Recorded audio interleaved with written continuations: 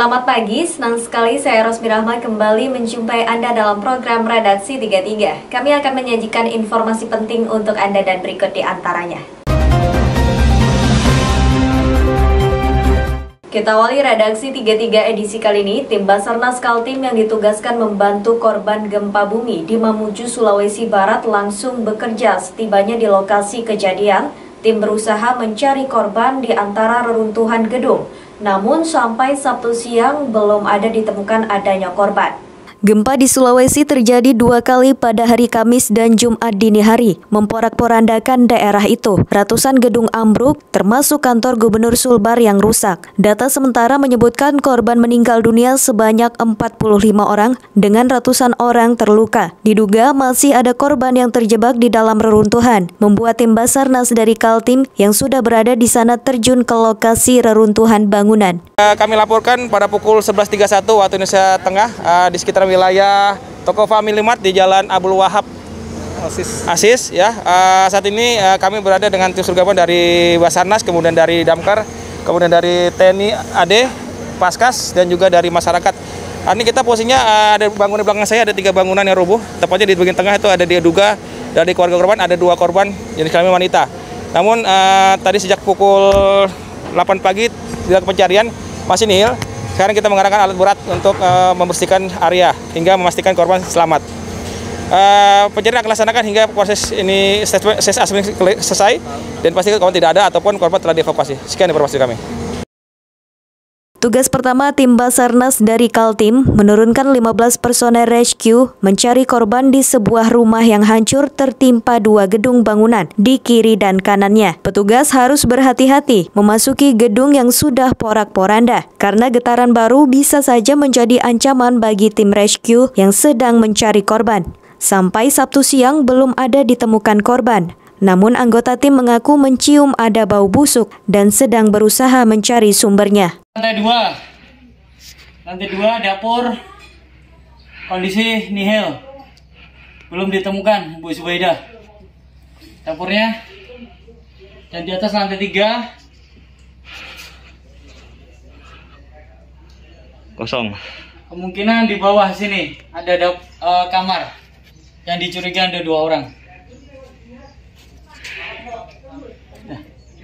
Mana? Oke. Lantai dasar nihil. Geser kemungkinan. Keluar Pak, proses keluar. Kami sudah dekat sama manhole. Tim rescue dari Kaltim ditugaskan membantu pencarian dan pertolongan korban gempa bumi di Mamuju, Sulawesi Barat. Sebanyak 27 orang yang terdiri dari 15 personel rescue dan 12 anak buah kapal tiba di Mamuju Sulbar pada malam hari setelah menempuh perjalanan laut selama 12 jam atau sekitar 270 km dari Pelabuhan Somber, Balikpapan pada Jumat siang. Tim Kaltim TV melaporkan.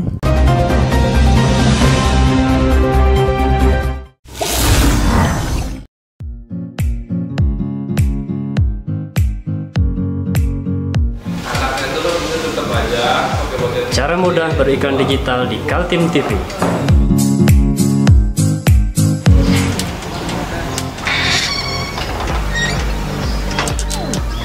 Yang pertama, jadilah sahabat Kaltim TV.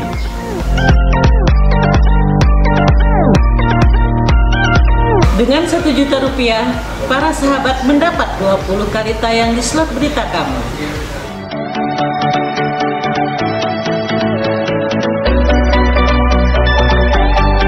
Dengan 20 detik dapat menjangkau 20.000 penonton.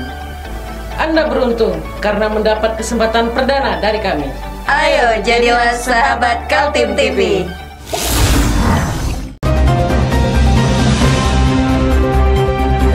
Program vaksinasi antibodi virus corona sudah dimulai di Kalimantan Timur. Dari 11 pejabat yang dijadwalkan untuk disuntik perdana, 5 diantaranya tidak bisa divaksin lantaran alasan medis dan tidak hadir. Beginilah suasana di kantor Gubernur Kaltim Jalan Gajah Mada, Samarinda saat dimulainya program vaksinasi nasional kepada para pejabat eksekutif, legislatif, dan yudikatif. Sayangnya hanya 6 dari 11 pejabat yang memenuhi syarat untuk disuntik vaksin dari Sinovac Tiongkok itu. 5 pejabat lainnya tidak bisa disuntik karena adanya halangan medis seperti memiliki komorbid, stres, dan tekanan darah tinggi. 1 pejabat lagi justru tidak hadir di lokasi penyuntikan karena alasan yang tidak jelas.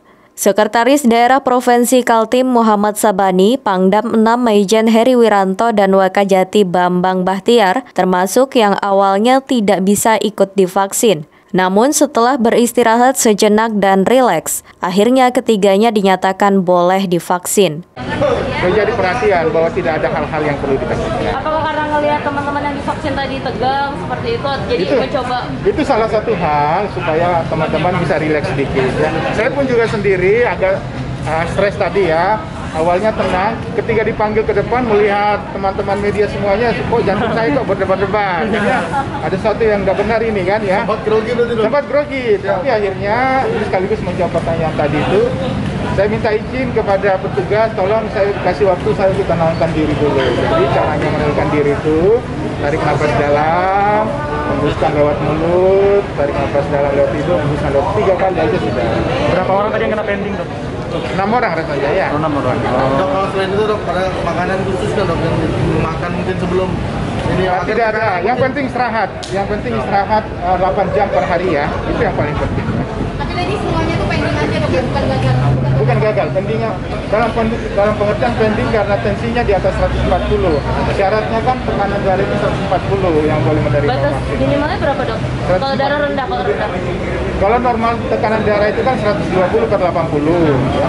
Khusus untuk pelaksanaan vaksin ini karena mungkin ada umur-umur di atas 50. Wakil Ketua DPRD Kaltim Muhammad Samsun dan Kapolda Kaltim Heri Rudolf Nahak menjalani vaksin dengan lancar. Menurut Samsun, setelah divaksin dirinya merasa lebih nyaman karena ada rasa percaya diri karena di tubuhnya sudah ada antibodi untuk melawan virus corona. Dia meminta warga Kaltim untuk tidak khawatir ketika saatnya nanti menerima vaksin. Tim Kaltim TV, Hardin melaporkan.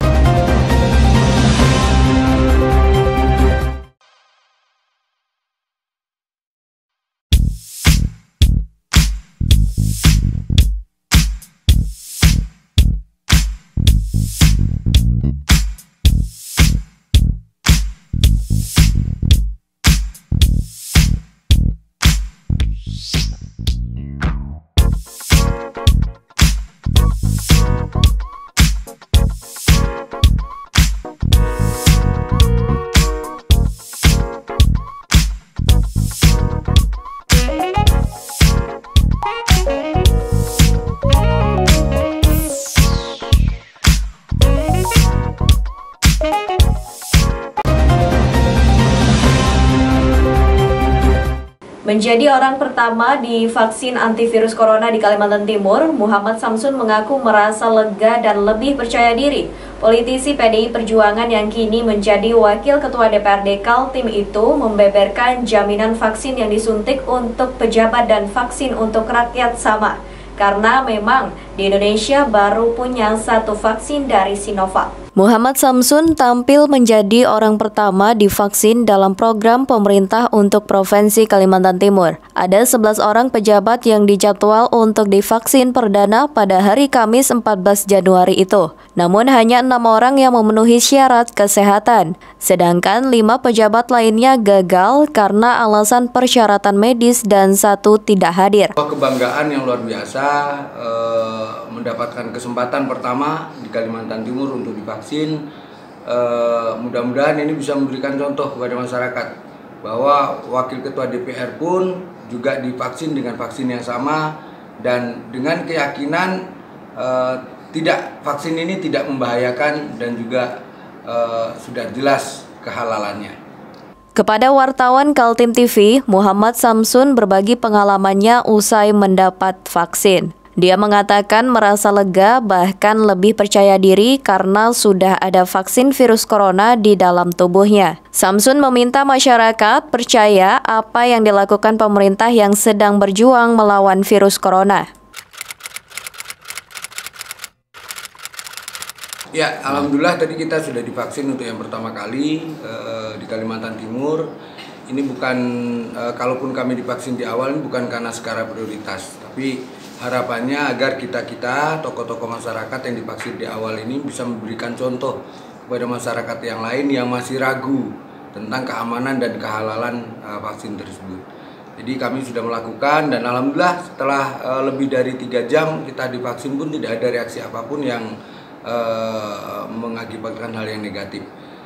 Perasaan justru lebih tenang, lebih lega karena sudah mendapatkan imunisasi terhadap virus corona, tapi tetap kita menjaga protokol kesehatan. Karena di Indonesia saat ini baru ada satu-satunya vaksin, ya, Sinovac yang didatangkan oleh pemerintah. Tidak ada duanya.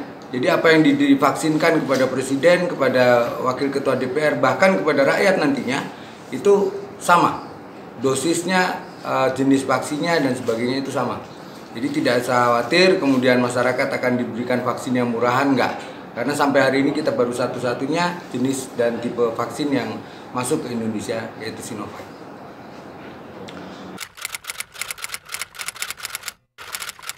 Vaksin ini, vaksinasi yang dilakukan pemerintah ini adalah upaya pemerintah untuk menyehatkan bangsa. Ya, ada upaya pemerintah untuk menyehatkan masyarakat supaya terhindar dari virus corona. Nah, saya berharap masyarakat menyambut baik hal ini, karena tentunya ini kembalinya kepada untuk siapa? Untuk masyarakat juga. Ya, kalau ada upaya-upaya dari pihak-pihak yang ingin menggagalkan vaksin ini, justru kita pertanyakan. Sementara negara ini sedang berusaha memperjuangkan masyarakat supaya terbebas dari corona dengan pola vaksin, tapi ada pihak lain yang untuk menggagalkan vaksin. Nah, ini justru dipertanyakan apa motifnya dan juga tujuannya. Sudahlah, masyarakat ikuti saja anjuran pemerintah. Tidak mungkin pemerintah itu menyengsarakan dan mencelakakan masyarakatnya. Saya pastikan itu. Di dalam vaksin yang Sinovac ini ada kriteria-kriteria. Pertama, tadi diukur tekanan darahnya, kalau yang tinggi di atas 140 memang tidak disarankan untuk divaksin. Mungkin ada efek-efek yang tertentu yang ketika itu dipaksakan. Atau kemudian yang berpenyakit kronis, diabetes, kemudian gagal jantung, kemudian paru dan sebagainya, itu tidak disarankan untuk divaksin. Nah, saya berharap agar ke depan kita memiliki vaksin yang bisa diaplikasikan kepada semua masyarakat Indonesia dengan berbagai macam latar belakang penyakit. Mudah-mudahan nanti akan ditemukan vaksin yang semua bisa diaplikasikan kepada semua kalangan masyarakat.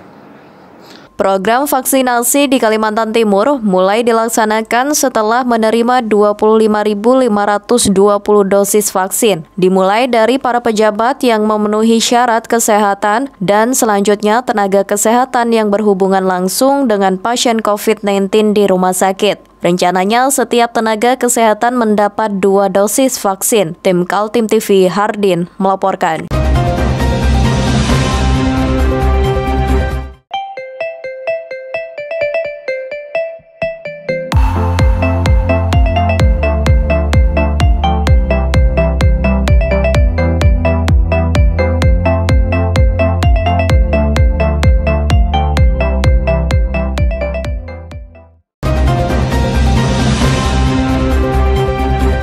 Kita beralih ke informasi selanjutnya. Cuaca ekstrim di Kalimantan Timur diperkirakan masih bakal terjadi dari bulan Februari hingga Maret. Untuk itu, semua pihak perlu mewaspadai adanya ancaman bencana di lingkungan masing-masing.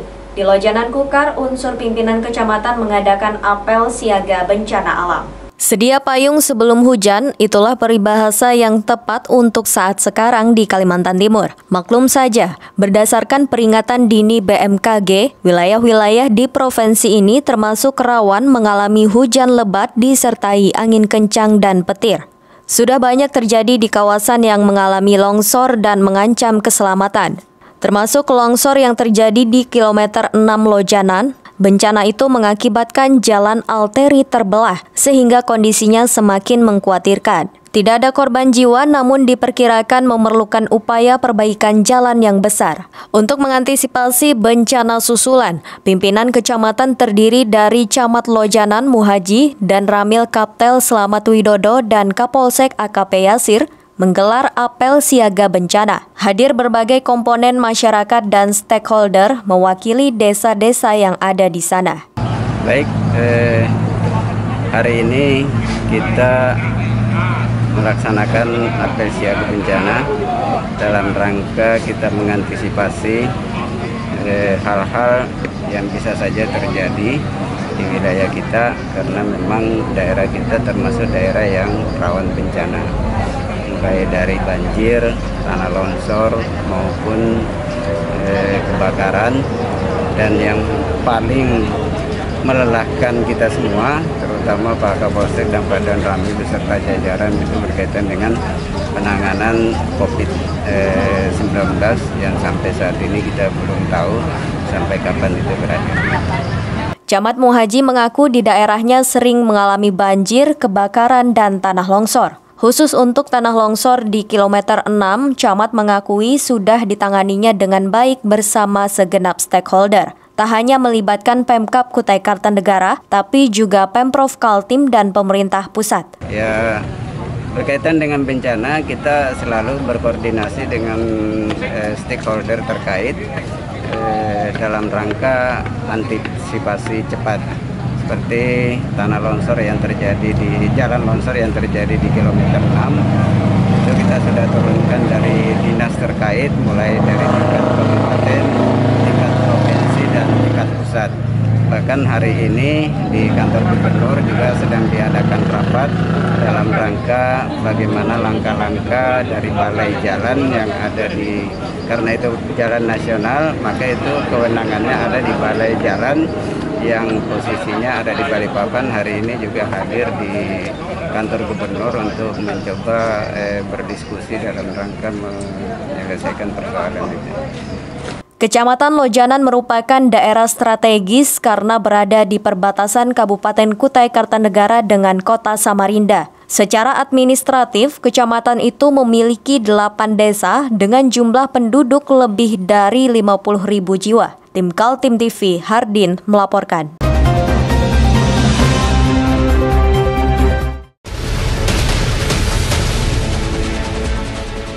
Mari kita memerangi virus corona dengan mematuhi imbauan pemerintah, stay at home.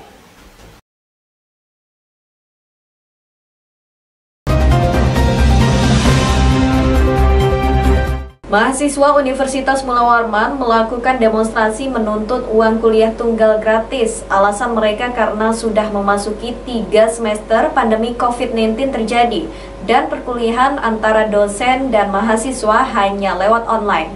Inilah aksi puluhan mahasiswa yang tergabung dalam Aliansi Mahasiswa Universitas Mula Warman pada Selasa pagi. Mereka mendatangi gedung Rektorat Unmul untuk bertemu dengan Rektor, namun diterima oleh Wakil Rektor 2, Dr. Insinyur Haji Abdunmur, dan Wakil Rektor 3, Dr. Insinyur Haji Encik Ahmad Saifuddin. Aksi damai mahasiswa dipicu oleh terbitnya surat keputusan rektor yang mengatur adanya keringanan uang kuliah tunggal hanya untuk mahasiswa yang kuliahnya tersisa SKS. Para mahasiswa menginginkan UKT gratis untuk semua mahasiswa. 2 alasan mengapa para mahasiswa menuntut UKT gratis, yakni karena masa pandemi COVID-19 membuat penghasilan para orang tua mahasiswa banyak yang kesulitan. Kedua, perkuliahan juga tidak berbiaya mahal karena bukan tatap muka di kampus tapi melalui daring. Melalui keresahan bersama dengan UKT yang tidak kunjung gratis, UKT yang tidak kunjung diberikan kepada mahasiswa secara menyeluruh, inilah membuat kami merasakan kenapa kebijakan-kebijakan ini tidak berpihak kepada mahasiswanya. Sudah seharusnya rektor memberikan suatu kebijakan yang mana kita sudah melalui 3 semester masa pandemi, itu artinya kita sudah melewati 1,5 tahun masa pandemi ini. Jadi seperti itu. dari kenapa kami harus menuntut UKT itu gratis. Yang pertama adalah UKT hari ini tidaklah memperlihatkan transparansinya kemana anggaran ini terjadi. Bahwa berdasarkan Permendikbud nomor 25 tahun 2020 yang mengatakan biaya langsung dan biaya tidak langsung itu ada diatur. Nah, sedangkan biaya langsung itu adalah yang mana biaya yang digunakan untuk perkuliahan tatap muka dan beberapa kegiatan akademik. Nah, setelah itu, para pendemo tak berhasil menemui Rektor Unmul Profesor Mas Jaya yang sedang berada di luar kota. Namun Rektor berpesan kepada para wakil rektor untuk disediakan waktu untuk berdialog dengan mahasiswa setelah berada di Samarinda. Ya, Pak Rektor hari ini sedang berada di luar kota.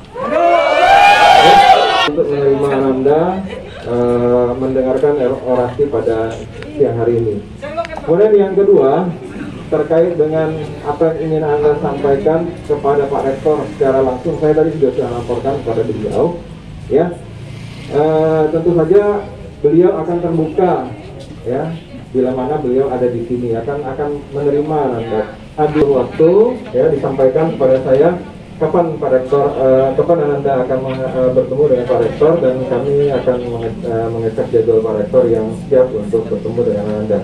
Tentu kita harus menerapkan protokol yang sudah ditetapkan pemerintah, ya kan?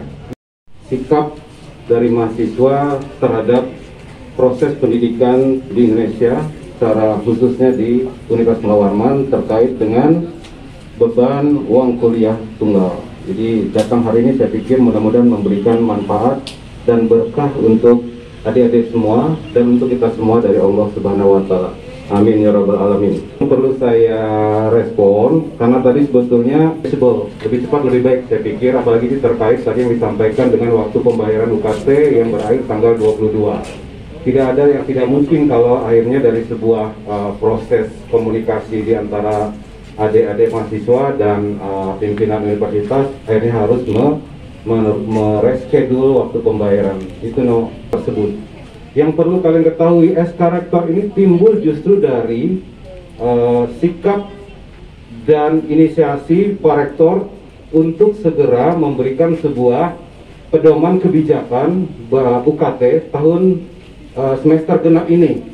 Selain menuntut Unmul menggratiskan UKT semester genap, mahasiswa juga menyuarakan transparansi anggaran serta menolak penerapan SPU atau sumbangan pengembangan universitas di kampus yang berada di Gunung Keluas, Samarinda itu. Tim Kaltim TV, Heriman melaporkan.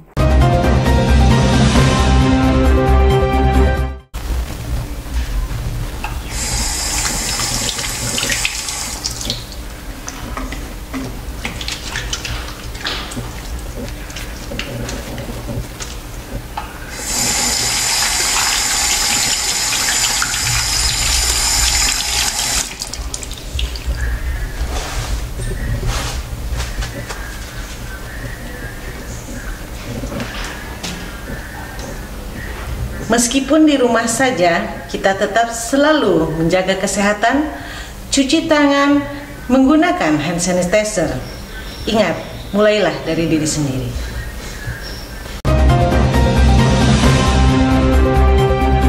Ada kabar gembira bagi penggemar kopi luwak di Kaltim. Ternyata di Kabupaten Kutai Kartanegara ada kelompok tani yang sedang giat-giatnya membangun kampung kopi luwak.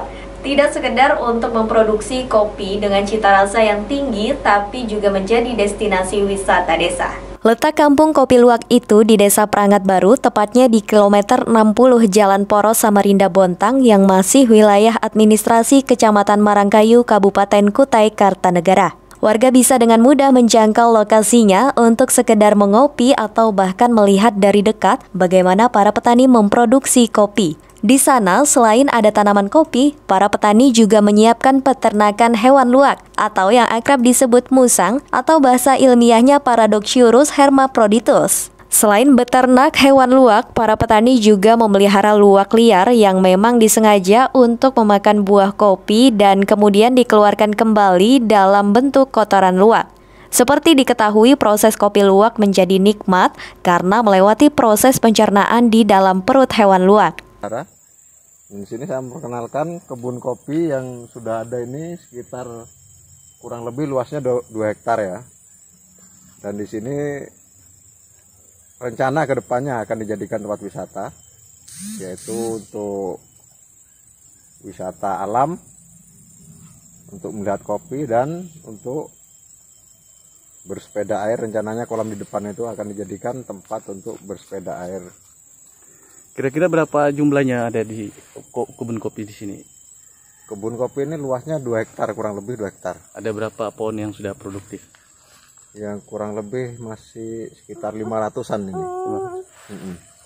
Dan menghasilkan apa aja tuh?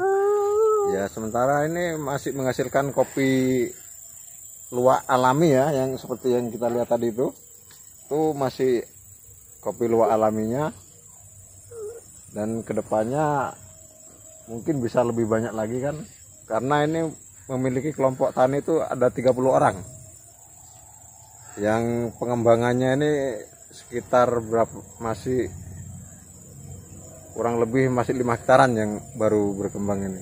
Rencananya ke depan itu satu orangnya akan mempunyai 2 hektar dalam 30 orang ini. Luas kampung kopi luwak sekitar 2 hektar, pengurus kelompok tani berusaha melengkapi kawasan itu sebagaimana tempat wisata. Menurut Murholik, bekerja sama dengan pemerintah desa, mereka ingin diterbitkan perdes atau peraturan desa yang mengatur hewan luwak tidak boleh diburu lagi, tapi dibiarkan agar memakan buah kopi secara alami. Inilah salah satu contoh dari luwak liar ini. Kotorannya kan ini yang dibilang kopi luwak ya, ini sudah aslinya yang alami dari hutan kan luwaknya itu. Rencana kedepannya kalau sudah ini kopi ini lebih meningkat produksinya, akan dibuatkan perdes oleh desa untuk supaya luwak itu tidak diburu lagi, agar nanti luwak kan bisa berkembang biak dan bisa untuk jadi hasil untuk kopi ini. Diakui Murholik, proses pembuatan kopi luwak masih mengalami kendala produksi lantaran belum dilengkapi dengan sentuhan peralatan yang memadai. Tim Kaltim TV, Hardin melaporkan.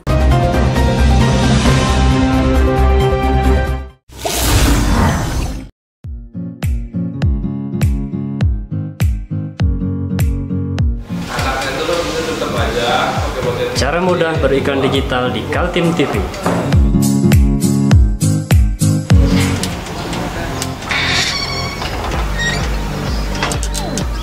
Yang pertama, jadilah sahabat Kaltim TV.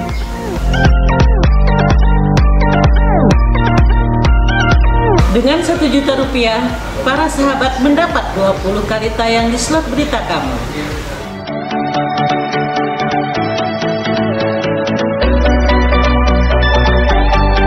Dengan 20 detik dapat menjangkau 20.000 penonton.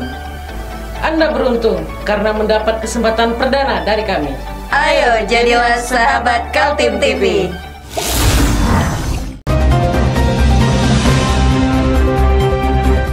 Demikian redaksi 33 edisi kali ini. Informasi lainnya dapat Anda simak melalui situs website kami www.kaltim.tv, channel YouTube dan fanpage Facebook Kaltim TV. Jangan lupa untuk selalu patuhi protokol kesehatan. Saya Rosmi Rahma bersama kerabat kerja yang bertugas pamit undur diri. Selamat pagi, selamat beraktivitas dan sampai jumpa.